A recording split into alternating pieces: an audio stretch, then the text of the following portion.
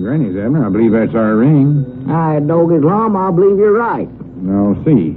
Hello, jot'em down store. This is Lum and Abner.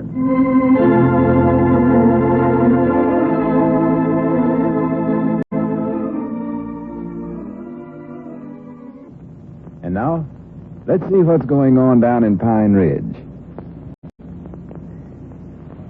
When Lum appealed to Squire Skimp to not tell the insurance company about his phony broken leg, the squire came through with a plan to save Lum.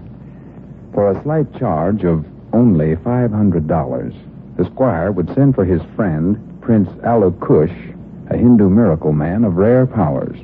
The prince would come to Pine Ridge, work his magic, and to all outward appearances, Lum's leg would be healed, and he could throw away his crutches. As we look in on the little community today, we find Lum and Abner in their jot'em down store, Lum excited over the prospect of a prince coming to town. Listen. Oh, it's the greatest idea I ever heard of.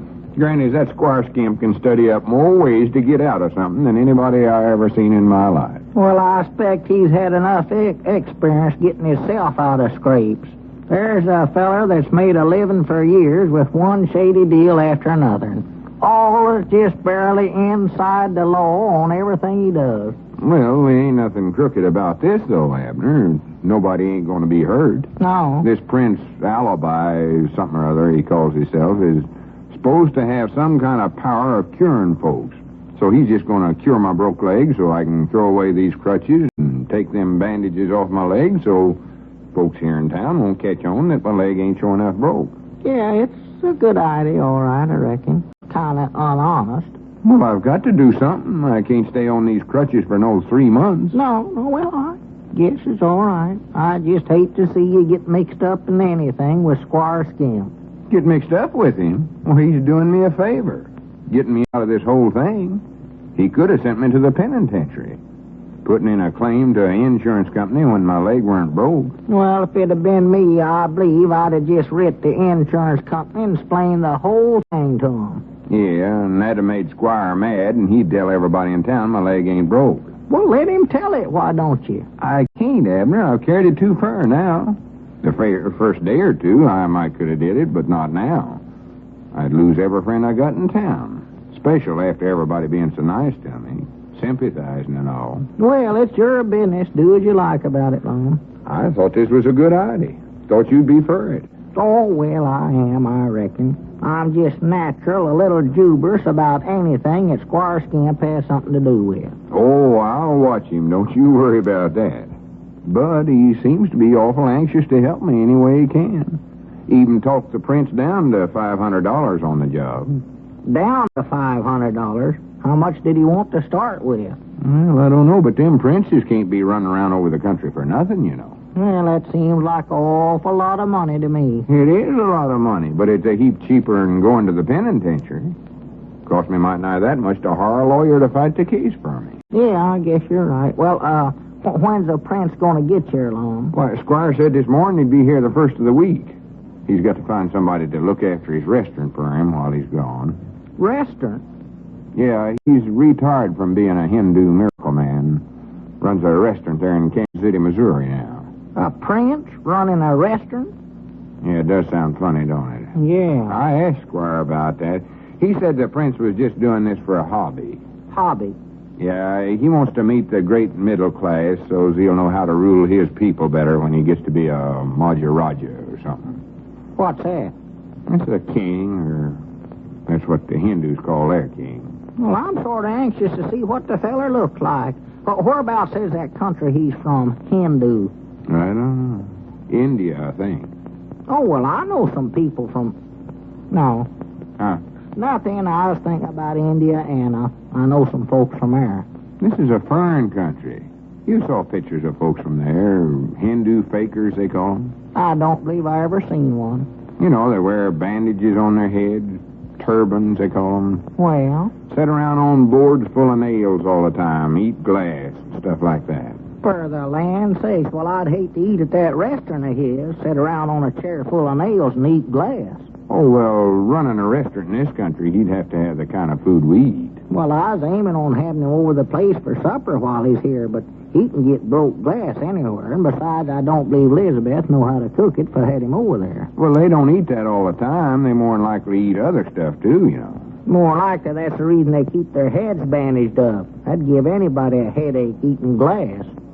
I've heard them fellers can take a rope and throw it up in the air, and it'll stay there just like a flagpole, sticking right straight up in the air. What's it tied to? Ain't tied to nothing. And then they can climb right up to the top of it. They climb right... Are you feeling all right, Lum? That's the truth. They do it. Nobody's ever figured out how they do it, neither. I don't believe it. They even sleep on boards with nails sticking up all over them. Ain't they got no hammers to knock them down with? They don't want to knock them down. They sort of enjoy torturing themselves for some reason. Well... I've heard about them standing on one foot all their lives, punishing themselves that way for something. Well, a crane must be a Hindu, then. They stand on one foot that way. Hold one arm up over their head all their lives. And some of them stare at the sun all the time. Hey, doggy, it's worth $500 to see somebody like that, you know it. I believe you made a good deal, Lum. Can he stand with both feet off the floor? Of course not. How in the world would he do something like that? Well, the same way he climbs that rope when it ain't tied to nothing, I reckon. Well, I don't know whether he does all them tricks or not. Squire never said. All Squire claimed he could do is heal broke bones. Well, your leg ain't sure enough broke, Lum. Why didn't you just get somebody to make out like they was a miracle man? Well, I wouldn't want to fool nobody. I don't know. I hadn't thought about that. You could have got somebody for a heap less than $500. Granny, yeah. But it's too late now. Squire's done hard the feller. Yeah. Well, I reckon where he's going to stay while he's in town. I don't know. Over at Sister Simpson's boarding house, I reckon. Well, you better be making arrangements for him in Lum. She ain't got no beds with nails sticking up in them. You want him to be comfort while he's here, don't you? Well, I've heard some of these drummers talking about how uncomfort them beds are over there. They might just suit the prince. Yeah. And instead of sitting on a chair full of nails, he wants to just torture himself something uncommon like, while he can just sit there in the parlor and listen to Sister Simpson gab all evening. It'd be worse than sitting on any nails. Oh, there he is. Squire, coming up on the porch out there. Oh, yeah. Yeah, there he is. Come in, Squire. Howdy, Squire. Come on back and say it. Well, good afternoon, gentlemen. Good afternoon. You heard any more from the prince, Squire? Oh, no, but I didn't expect too long. The deal's all set. He'll be here. Don't worry about that. I take it that you told Abner about our plan. Yeah, but he ain't going to say nothing about it to nobody. Won't breathe it to a soul. See, he already knows my leg wasn't sure enough broke. Yes, well, that's all right, just so that nobody else knows about it. I've been thinking about that, Squire. Instead of having a public demonstration down in the park, the prince curing my broke leg with a miracle, why wouldn't it be better to have it over at the schoolhouse?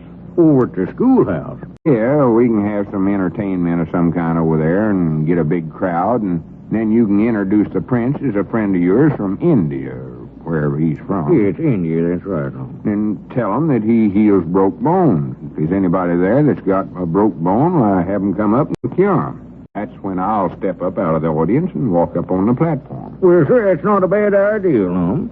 And as far as entertainment goes, you know the prince is quite a magician. He could entertain the crowd for quite a while with his magic tricks. Magic tricks? Oh, yes, does all kinds of magic, yes. I never knowed he was trained. Yes, does everything. And to climax his act, then he could call for somebody from the audience to come up, and that he'll demonstrate his power of healing. Well, You can come forward after he waves a few magic gestures over your leg. You remove the bandages, throw away your crutches, and walk down off the platform a well man. hi, Granny, that sounds good, Squire. We Sounds might even good. charge a little admission. Yeah. Advertise it well, might pick up a few dollars that way, Lum. Well, I'm paying for getting him down here. If we charge admission, I get the money, though. Yes, well, I think we ought to split it, Lum. It's fair Split it? enough, yes. It's 60-40 for me. And speaking of finances, it reminds me what I came over here for, too. Our check came this morning, Lum. Our check. Yes, the $100 from the insurance company. Here it is, right here, $100. Dale Edwards. It's all yours. Or that is, unless, of course, you want to divide some of it with me, sending in the claim and all, you know. Oh, well, here, Squire, I don't want this money. I ain't got nothing coming from them. No. Well, I was in hopes that's what you'd say, Lum. I think under the circumstances that's the best thing to do. Now, it's made out to you, so you just endorse it here on the back, write your name right there, and I'll mail it back to the insurance company.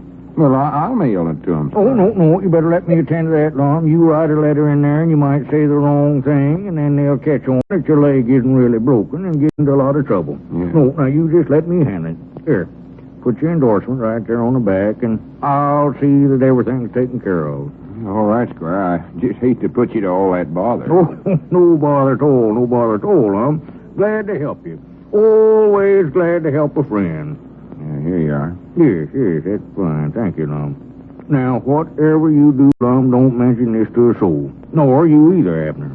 Well, if Lum endorses that check there, why, nothing. Well, yes, that's all right. Now, don't worry about that, Abner. And now, don't forget, Lum. Don't write to that insurance company, whatever you do. No, I won't, but I want to tell you how I appreciate you looking after this for me, Squire. Oh, tut. Granny, if I could afford it, Squire, I'd see that you get something out of this deal, too.